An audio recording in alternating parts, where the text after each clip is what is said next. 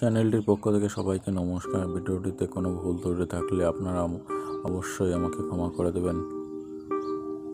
চ্যানেলটি অবশ্যই subscribe, like, comment and share করুন। হরে কৃষ্ণ। ভিডিওটিতে শ্রী ভগবদ গীতা নিয়ে আলোচনা করব। আমরা জানি মহাভারতে ভগবান শ্রীকৃষ্ণ অর্জুনকে যে জ্ঞান দান করেছিলেন সেই জ্ঞানকেই বলা হয় শ্রী ভগবদ গীতা। ওম নমো ভগবতে বাসুদেবায়। 16 অধ্যায় দৈব আসুর ও সম্পদ বিভাগযোগ। ভগবান শ্রীকৃষ্ণ বললেন, হে অর্জুন, জীব দুই প্রকার স্বভাব নিয়ে জন্মগ্রহণ করে। এক, দৈব স্বভাব। দুই, অসুর স্বভাব। এক, দৈব স্বভাব হলো মোক্ষ লাভের সহায়তা। দুই, অসুর স্বভাব হলো কাম, ক্রোধ, লোভ, হিংসা প্রভৃতি অসুর স্বভাবের গুণ। ভগবান শ্রীকৃষ্ণ বললেন, হে অর্জুন, কাম, ক্রোধ, লোভ এই তিনটি নরকের দরজা, এদেরকে ত্যাগ করা উচিত। হে অর্জুন, যে ব্যক্তি এই তিনটি দরজা থেকে মুক্ত সেই ব্যক্তির আত্মা উত্তম গতি লাভ করে। ভগবান শ্রীকৃষ্ণ বললেন, হে অর্জুন, যে ব্যক্তি শাস্ত্রবিধি ত্যাগ করে সে সিদ্ধি, সুখ ও পরম গতি লাভ করিতে পারে না।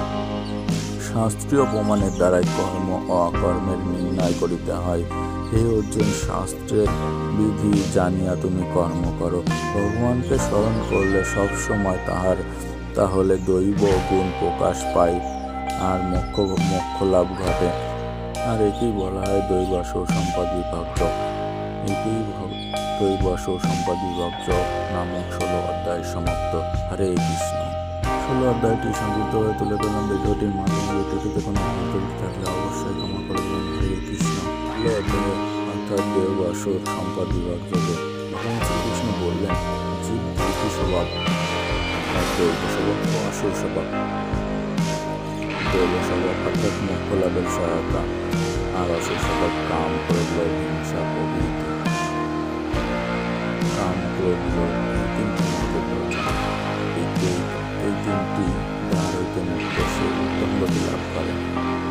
এই ব্যক্তি শাস্ত্র ত্যাগ করে সে পরম গতি লাভ করতে পারে না। ভগবানকে সবসময় স্মরণ করলে দৈব গুণ প্রকাশ পায় এবং মোক্ষ লাভ ঘটে।